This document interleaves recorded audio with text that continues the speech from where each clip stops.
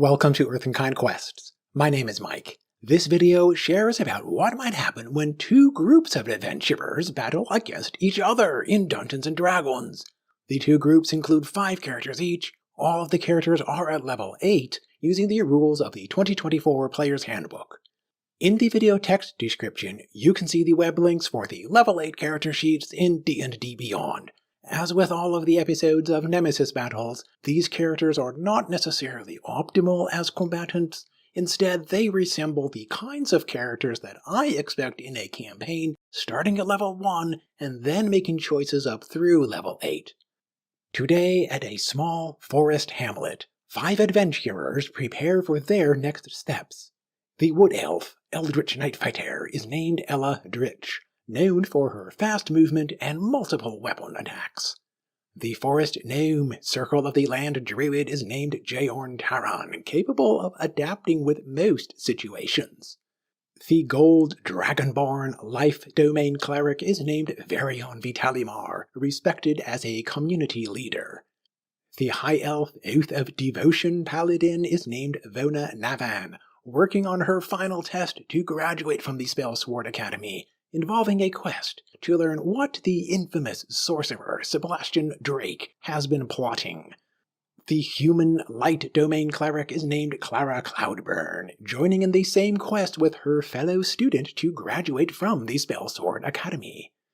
This group has captured the notorious human draconic sorcerer named Sebastian Drake.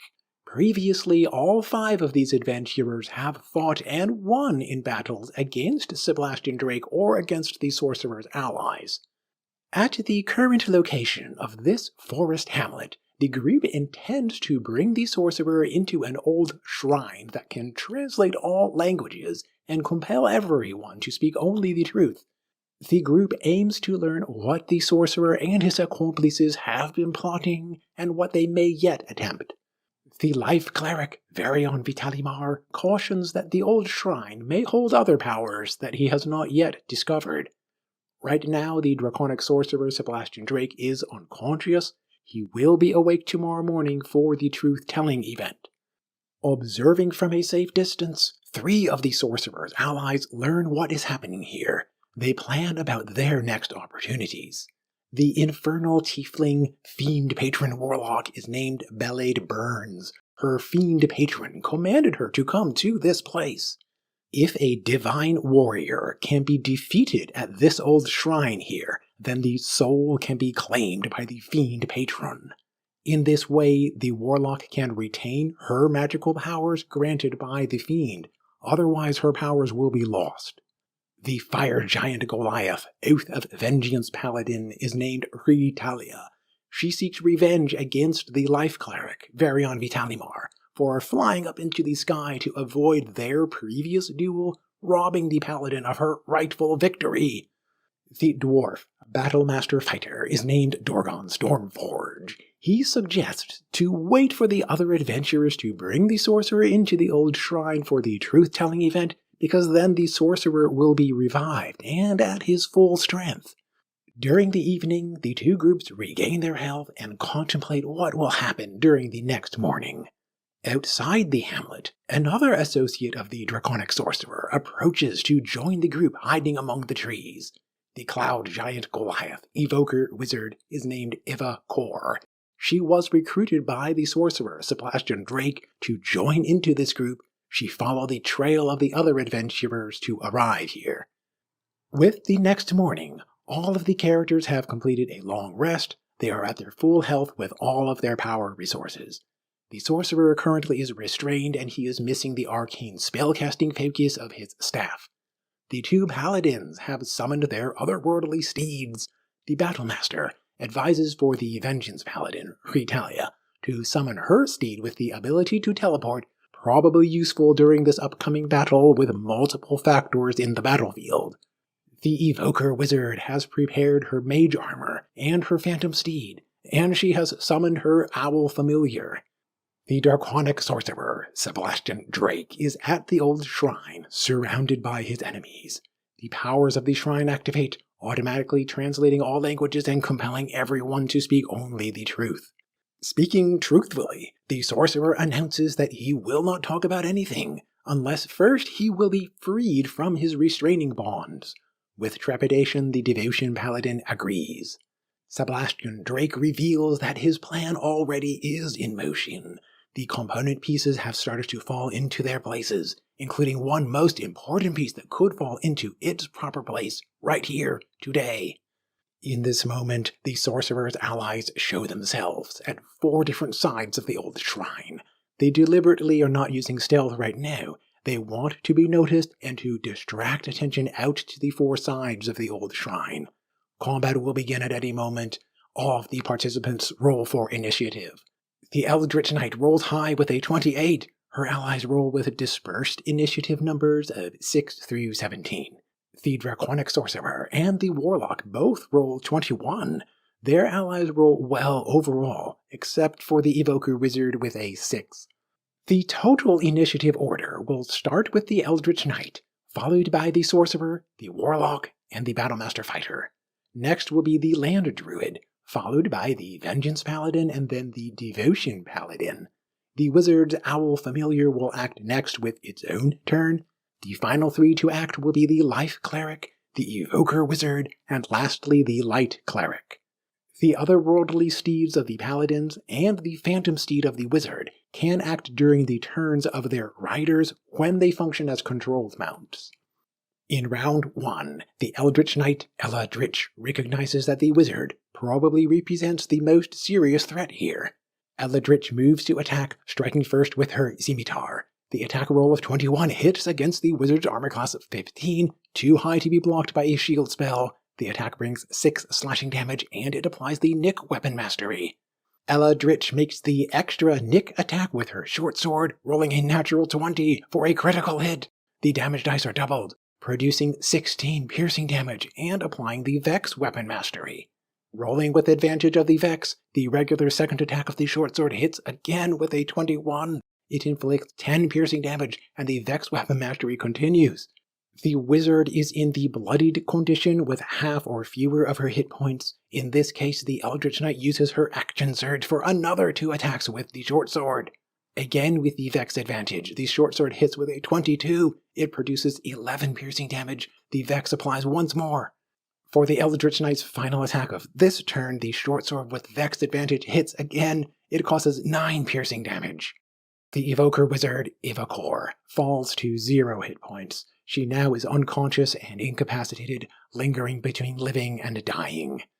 This battle is far from reaching a conclusion. The Eldritch Knight uses her bonus action to cast Jump on herself for extra mobility. She moves into melee contact with the Oath of Vengeance Paladin. The Draconic Sorcerer, Sebastian Drake, currently is missing the arcane spellcasting focus of his staff, so he can cast spells only with verbal and somatic components but not with any material components. Sebastian Drake steps forward slightly. As a bonus action, he uses metamagic to cast Thunderstep, teleporting up to 90 feet and creating a burst of thunderous energy in the spot where he exits. The energy burst of the Thunderstep emanates in a radius of 10 feet, generating 12 thunder damage. The Druid, the Life Cleric, the Devotion Paladin, and the Light Cleric roll Constitution saving throws, attempting to sustain only half of the thunder damage. The Paladin's Aura of Protection extends out for 10 feet, granting a +5 bonus for the Life Cleric's saving throw. The Druid rolls 5 and fails. The Life Cleric rolls 14 and fails. The Devotion Paladin rolls 24 and succeeds. The Light Cleric rolls 4 and fails. As his action, the Sorcerer casts Guiding Bolt without using a spell slot due to his magic initiate feat as a wizard. He targets the Life Cleric Varian Vitalimar, who the Sorcerer knows is resistant to fire damage as a Gold Dragonborn. With an attack roll of 23, the Guiding Bolt hits against the Life Cleric's armor class of 16. The bolt causes 15 radiant damage. Due to this Guiding Bolt, the next attack roll against this Cleric will be with advantage. The Sorcerer moves at half speed over the stonework ruins, finding a position that possibly could provide some protective cover. The Fiend Patron Warlock, Ballade Burns, moves into melee contact with the Life Cleric, Varian Vitalimar, eager to fulfill her promise to provide the soul of a divine warrior for her Fiend Patron. She uses a bonus action to protect herself with Armor of Agathis, using one of her only 2 Pact Magic spell slots. She gains 20 temporary hit points. For as long as she will retain any of these temporary hit points, the Armor of Agathis automatically causes 20 cold damage to anyone hitting the Warlock with a melee attack. Instead of attacking the Cleric right now, Belaid Burns considers how to control the battlefield. She casts Darkness without using a spell slot due to her Infernal Tiefling spellcasting. The darkness emanates 15 feet around the Warlock, encompassing the Life Cleric, as well as the Druid and the Devotion Paladin. The Warlock can use her Devil's Sight Warlock invocation to see through the magical darkness. Most of her allies, though, cannot see through the darkness spell. The Battlemaster fighter, Dorgon Stormforge, moves to find a clear line of sight at the Light Cleric. With his crossbow expert feat, the fighter ignores the loading property of his heavy crossbow. At a certain point, he may apply the Push Weapon Mastery to push the Cleric into the area of the Darkness spell. He prepares to attack with his heavy crossbow. As a reaction, the Light Cleric uses her Warding Flare. She gains 7 temporary hit points, and she imposes disadvantage on the upcoming crossbow attack. The disadvantage causes the crossbow attack to miss, with a 14 against the armor class of 17. The Battlemaster tries again with his second attack. A result of 16 misses again. The Battlemaster, Dorgon Stormforge, wants to contribute at least some damage. He uses his action surge for another 2 attacks. The next attack with the heavy crossbow is a 24, at last hitting the target. The attack causes 16 piercing damage. The Battlemaster does not yet apply the Push Weapon Mastery, or else he could not see the Cleric in the darkness during his next attack roll. He does apply a menacing attack to attempt to frighten the Cleric. The Light Cleric rolls a Wisdom saving throw. With a result of 21, she is not frightened by this menacing attack. The attack still adds 7 piercing damage. For the final attack, aiming to push the Cleric into the darkness, the Battlemaster rolls a natural 1. The critical miss fails to deliver at this time. Dorgon Stormforge uses his remaining movement to find partial cover among the ruins. The Circle of the Land Druid, Jaon Talon, cannot see through the Warlock's Darkness spell. After hearing the Warlock's footsteps, though, the Druid knows generally where the Warlock is standing. The Druid stumbles in the opposite direction, feeling his way around the stonework ruins. Now outside the Darkness spell, the Land Druid can detect where the Battlemaster fighter is situated behind partial cover. As an action, the Druid casts Summon Fae, using a 4th level spell slot. The Summoned Fae Spirit acts immediately after the Druid's turn. The Fae Spirit uses its bonus action of a Fae Step to teleport up to 30 feet, with the added Fuming Mood for advantage on its next attack roll. The Fae Spirit attacks the Battlemaster with 2 of the Fae Blade attacks. The first attack with advantage results in 26, hitting against the armor class of 17. The Fae Blade causes 13 force damage. The second attack roll of 16 misses the Battlemaster. The Oath of Vengeance Paladin, Ritalia, commands her otherworldly steed to move into the old shrine. As she exits the reach of the Eldritch Knight, Eldritch makes an opportunity attack with her short sword. A roll of 11 misses against the Paladin's armor class of 18.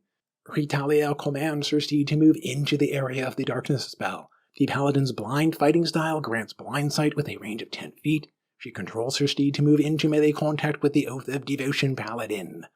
Ritalia begins to attack with her pike. As part of this attack action, she starts her Vow of Enmity, granting advantage on all attack rolls against this one chosen opponent when within 30 feet.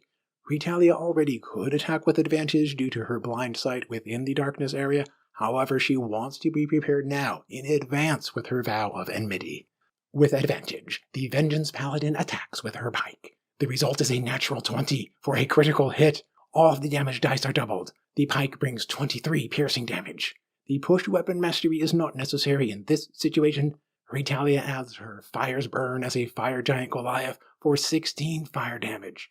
Furthermore, she applies a Divine Smite with a 2nd level spell slot, bringing 26 radiant damage. The Oath of Vengeance Paladin makes her second attack. With advantage, the pike hits the target. It inflicts 18 piercing damage. The Oath of Devotion Paladin, Vona Navan, falls to 0 hit points. She is unconscious and incapacitated. Ritalia maintains the Vow of Enmity, knowing that her enemy may yet be revived by her allies. The warlock, Blade Burns, calls out to her fiend patron to claim the soul of the fallen paladin. The fiend acknowledges that yes, any cleric or paladin would satisfy the fiend's hunger for the soul of a divine warrior. However, this Oath of Devotion paladin is not yet dead. Vonanevan will attempt death saving throws to attempt to stay alive. Meanwhile, her allies could provide emergency healing to bring her back from the edge of death. The fiend encourages for the warlock to be mindful of what will be needed for claiming the soul of a divine warrior. The Oath of Devotion paladin Vonanevan rolls her first death saving throw. A result of 11 succeeds. The paladin fights to stay in the land of the living. The wizard's owl familiar stays in its position near the fallen wizard. By default, the owl uses the dodge action. The life domain cleric Varian Vitalimar recognizes that the darkness spell is causing a serious problem. He casts Dispel Magic. The darkness dissolves. Now everyone here can see normally. After using his action and casting a spell with a spell slot, the life cleric is unable to provide magical healing for the devotion paladin. The emergency healing will need to wait for a little while longer. The evoker wizard, Ivakor, attempts her first death saving throw. A roll of 15 succeeds. The light domain cleric, Clara Cloudburn, uses a bonus action to cast Healing Word with a 3rd level spell slot. The fallen paladin is revived with 22 hit points, regaining consciousness. Clara Cloudburn moves into melee contact with the mounted Oath of Vengeance paladin. As her action, she casts the cantrip True Strike, making one attack with her spear. The result of 24 hits against the armor class of 18. The hit causes 10 radiant damage. The Blessed Strikes feature adds another 4 radiant damage. At the end of round 1, the two teams have inflicted serious damage against each other. The draconic sorcerer, Sebastian Drake, has escaped from captivity. He and his allies currently are outnumbered by the opposing team, while the evoker wizard Ivakor remains unconscious and struggling to stay alive. The magical healing capabilities could become the deciding factor of this battle. In round 2, the Eldritch Knight, Dritch, moves back into the old shrine where she can attack the Oath of Vengeance paladin. Using his scimitar, the first attack roll is 26, hitting against the armor class of 18. The attack produces 10 slashing damage, and it applies the Nick weapon mastery. The extra Nick attack is with the short sword, rolling 25 to hit the paladin again. The strike brings 6 piercing damage. It applies the Vex weapon mastery. With the Vex advantage, the short sword attack of 27 hits once more. It inflicts 6 piercing damage. The Vex weapon mastery continues. The attacks have brought the Oath of Vengeance paladin down to 32 of her total 68 hit points. She is in the bloodied condition. The draconic sorcerer, Sebastian Drake, moves back into the battlefield. He moves at half speed while climbing over the stonework ruins. He finds a position with a line of sight at the gold dragonborn life cleric, Varian Vitalimar. He knows that the life cleric is a gold dragonborn and resistant to fire damage. As a bonus action, the sorcerer uses Metamagic to quicken a spell. He casts Guiding Bolt with a 3rd level spell slot. The cleric already was hit by another Guiding Bolt earlier, and this attack is with advantage. With a result of 18, the bolt hits against the armor class of 16. It produces 26 radiant damage. Once again, the next attack roll will be with advantage. As an action, the sorcerer casts the cantrip Sorcerous Burst, aiming at the life cleric. The advantage roll of 15 misses against the armor class of 16. The life domain cleric, Varian Vitalimar, narrowly manages to stay in the fight for now. The warlock, Blade Burns, remembers the words of her fiend patron, demanding the soul of a divine warrior that could be any cleric or paladin. She is confident that she could bring the life cleric down to 0 hit points right now, but then the cleric could receive emergency healing from an ally, as happened already with the devotion paladin. Meanwhile, the warlock's ally of the evoker wizard has fallen to 0 hit points, yet nobody in this team is capable of providing healing, other than the Oath of Vengeance paladin. With these thoughts in her mind, the fiend warlock decides how to accomplish her mission. She expends her final remaining packed magic slot to cast Summon Greater Demon. The demon appears with a disturbing sound of bubbling and gurgling. This demon uses the statistics of the Barlgura in the 2025 Monster Manual. The demon rolls for its own initiative with a result of 9. It will act later during this round after the Owl Familiar. The Warlock considers about the factor of the emergency healing, and she decides to command the demon to attack the Oath of Vengeance Paladin, Ritalia. Specifically, she commands for the demon to continue attacking even after the paladin falls unconscious. When the Warlock speaks here in the Old Shrine, her words automatically are translated and must be only the truth. In this way, everyone here knows what the Warlock has commanded. As a bonus action, the Warlock casts Sanctuary on herself, without using a spell slot, using her Magic Initiate feat as a cleric. Anyone making an attack roll or casting a damage-dealing spell directly against the Warlock will need first to make a Wisdom saving throw. Upon a failure, the attacker must choose a different target or else lose the attack.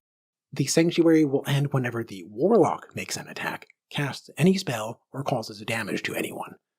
The Battlemaster fighter, Dorgon Stormforge, is engaged in melee contact with the Druid's Summon Fey Spirit. As a bonus action, the fighter uses his second wind feature, regaining 13 hit points, and immediately able to move up to half of his speed without provoking opportunity attacks. He moves safely away from the Fey Spirit. He continues to move until he can find a clear line of sight at the Land Druid.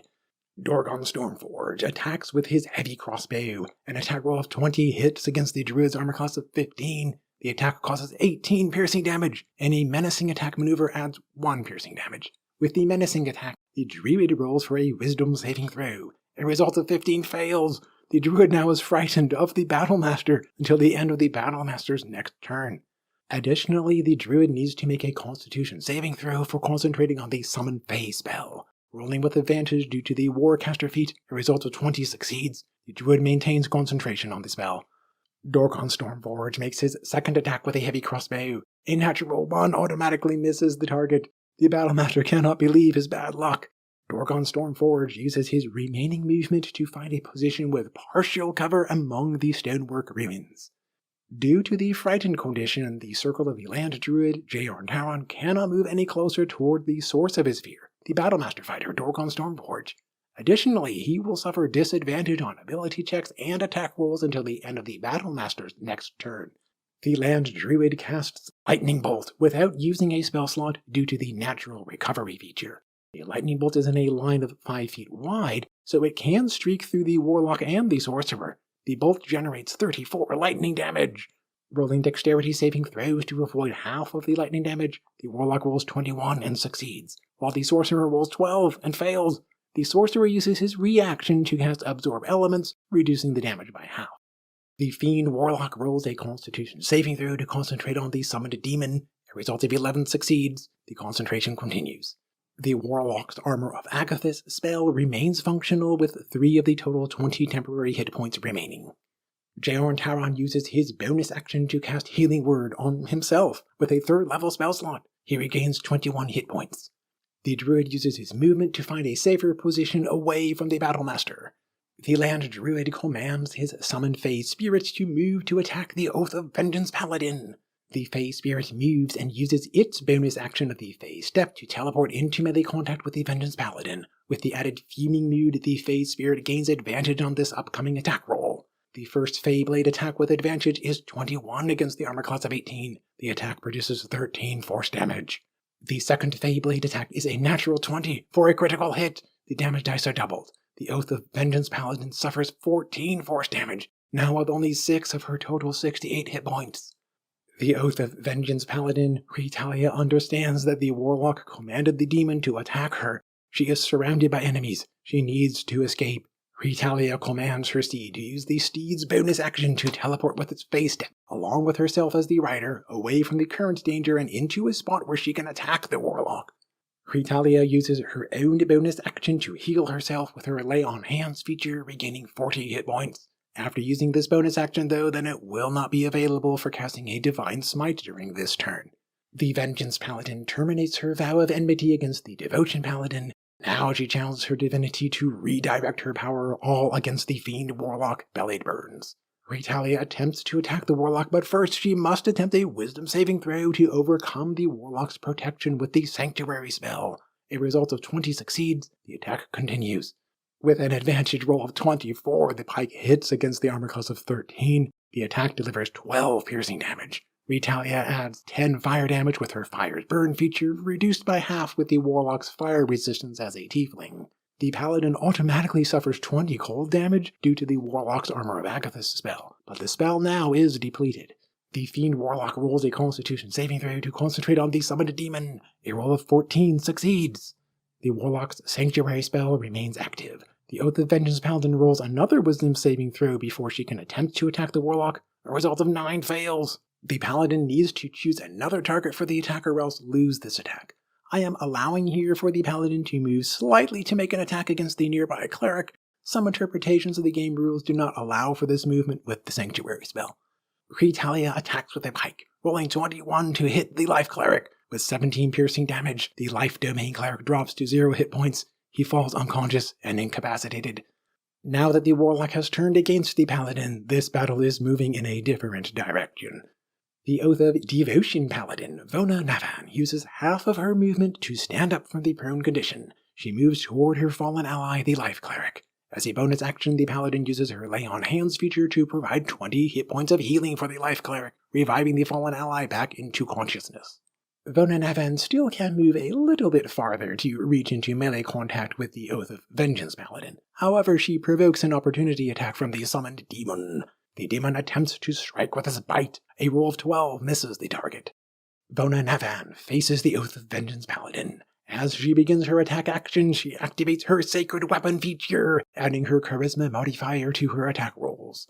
The first attack with the longsword rolls 24 against the armor class of 18. The attack produces 5 slashing damage. It applies the Sap Weapon Mastery for disadvantage on the target's next attack roll. The second attack roll of 19 hits. It inflicts 13 slashing damage. The Oath of Vengeance paladin Retalia has managed to stay in the fight, yet enemies are closing around her once again. She retains only 13 of her 68 hit points. She already used all 40 healing points of her Lay on Hands feature. The wizard's owl familiar is the next to act in the initiative count. The owl remains near the wizard using the dodge action. The summoned demon obeys the warlock's command to attack the paladin and to continue even after the paladin may fall unconscious. The demon uses a bonus action to spend 10 feet of its movement to leap 40 feet, leaping over the prone cleric and onto the stonework ruins. While perched over the paladin, the demon rolls for its first thrash attack. A result of 18 hits through the paladin's armor class of 18. The attack causes 7 bludgeoning damage and the paladin automatically is knocked prone. The demon steps down to make its second thrash attack, with advantage against the prone target. A roll of 22 hits. It causes 13 bludgeoning damage. The Oath of Vengeance paladin now is at 0 hit points, unconscious and incapacitated. The Fiend Warlock reminds the demon about the command to continue to attack the unconscious paladin. Against an unconscious and incapacitated target, any attack within 5 feet is with advantage and any hit automatically becomes a critical hit. Furthermore, any damage at this point to the fallen paladin will cause automatic failure of 2 death saving throws. The demon's Tormenting Bite hits, and automatically it is a critical hit. The Tormenting Bite causes 22 piercing damage, and it causes 25 psychic damage. The Oath of Vengeance paladin, Retalia, automatically fails 2 death saving throws. One more failure will result in permanent character death, and the Warlock's Fiend Patron will claim the paladin's soul. At the end of its turn, the summoned demon rolls a Charisma saving throw to attempt to end the Warlock's control over it. A result of 2 fails. The demon remains under the Warlock's control for now. The Life Domain Cleric, Varian Vitalimar, uses half of his movement to stand up from the prone condition. He uses a bonus action to cast Mass Healing Word. He provides 15 points of healing to the Devotion Paladin and to himself. As an action, the Life Cleric casts Dissonant Whispers without using a spell slot as part of his Fey Touched feat. He forces the Warlock to attempt a Wisdom saving throw or else be compelled to run away. The Warlock rolls 16 and succeeds with the Wisdom saving throw. Nonetheless, she suffers half of the 9 psychic damage reduced down to 4 damage. The Fiend Warlock rolls a Constitution saving throw to concentrate on the summoned demon. A result of 20 succeeds. The Evoker Wizard, Eva Kor, drifts between life and death. She attempts another death saving throw. A result of 2 fails, now with an even score of 1 success and 1 failure. The Light Domain Cleric, Clara Cloudburn, decides that she needs to attempt something dramatic to bring this battle to a conclusion. She moves to gain clear line of sight at all 3 of her remaining opponents. She casts Hold Person. She uses a 4th level spell slot to attempt to paralyze the Sorcerer, the Warlock, and the Battlemaster Fighter. All 3 of these targets roll wisdom saving throws to attempt to avoid becoming paralyzed. The sorcerer rolls 20 and succeeds. The warlock rolls 16 and barely succeeds. The battlemaster fighter rolls 12 and fails. The battlemaster is paralyzed. The sorcerer and the warlock resist the magical effects. At the end of round 2, the battle has developed differently than might have been expected at the start. At this point, the emergency healing features certainly have become the deciding factors here, essentially allowing some characters to stay in the fight while others are unable to continue.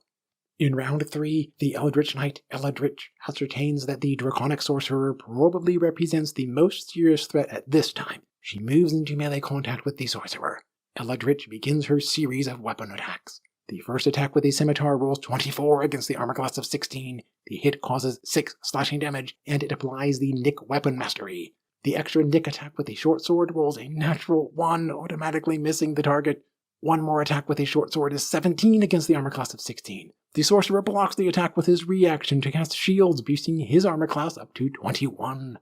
The Draconic Sorcerer, Sebastian Drake, proclaims that he is on the verge of accomplishing precisely what he had planned. He can speak only the truth here at the Old Shrine. The sorcerer reveals that the hidden power of this ancient place has been awakened. Now the sorcerer can proceed into the final stage of his plot. His enemies and his former allies were all too predictable, unknowingly fulfilling the tasks that the sorcerer had planned. As a bonus action, Sebastian Drake uses his metamagic to quicken a spell. He casts Greater Invisibility on himself using a 4th level spell slot. The sorcerer moves away. While invisible, he avoids opportunity attacks. He uses the dash action to move as far away as possible. The Fiend Patron Warlock, Belade Burns, is terribly outnumbered. However, she has not yet completed her task of providing the soul of a divine warrior for her Fiend Patron. As a bonus action, Belade Burns casts Misty Step without using a spell slot as part of her Fey Touched feat. She teleports into melee contact with a fallen paladin. Belade Burns attacks her former ally with her Pact of the Blade longsword. Against the unconscious and incapacitated paladin, the advantage attack roll of 25 hits, and automatically it is a critical hit. The damage dice are doubled, producing 12 slashing damage. The paladin automatically fails another 2 death saving throws. With an excessive 4 failed death saving throws, the Oath of Vengeance paladin, Ritalia, cannot stay in the world of the living. With a flash of flames, the paladin and her steed vanish. Belade Burns has accomplished her mission with her Fiend Patron. Now, though, she must flee from this place as she is vastly outnumbered. While she runs away, she commands the demon to attack anyone who tries to follow. The Battlemaster fighter, Dorgon Stormforge, is paralyzed by the Hold Person spell. He cannot do anything during his turn. At the end of his turn, the Battlemaster rolls a wisdom saving throw to attempt to break free from the paralysis. A result of 2 fails, Dorgon Stormforge remains paralyzed. At this point, the battle essentially has reached its end. The Evoker Wizard is revived and stabilized. She is questioned along with the Battlemaster. Speaking only the truth at this old shrine, the Wizard and the Battlemaster both express no more interest to be involved in any way with the schemes of the Sorcerer or the Warlock, who evidently cannot be trusted. The summoned demon will obey the Warlock's last command to attack anyone who might chase after the Warlock. Nobody will approach to provoke the demon. For the purposes of our story, eventually the demon will vanish and return back to its place of origin. The Fiend Warlock Belade Burns escaped into the nearby forest. After some time, she knows that nobody has followed her. Belade Burns reaches out to call on her Fiend Patron. The Fiend acknowledges that the Warlock fulfilled her mission to provide the soul of a divine warrior. The powers of the old shrine allowed for the soul to be claimed. With her successful mission, the Warlock may retain the gifts of her magical powers. However, now Belade Burns must stay here in this fiery domain, at least for a while, until the Fiend will decide what will be most suitable for her to do next. She will not be alone in this domain. She knows at least one other person here. She can enjoy the company of the Oath of Vengeance paladin, Ritalia. The future is uncertain for the Evoker Wizard, Ivakor, and the Battlemaster fighter, Dorgon Stormforge. They both may be at turning points in their lives. The Eldritch Knight fighter, Dritch, the Circle of the Land druid, Jaeorn Taran, and the Life Domain cleric, Varian Vitalimar, agree to attend to unfinished business with a group of trolls in the nearby forest. The Oath of Devotion paladin, Vonanevan, and the Light Domain cleric, Clara Cloudburn, prepare to pursue the Draconic sorcerer, Sebastian Drake, and to learn what this sorcerer is planning. In this way, they can complete their final test to graduate from the Spellsword Academy. Previously, they ascertained that Sebastian Drake could be following a path that eventually will lead over the hills and into the remote desert. Our story will continue in the next episodes of Nemesis Battles. For now, in the comments section, please share your ideas and suggestions about what could have happened differently and what could happen next. As always, thank you for watching. I will see you in the next video.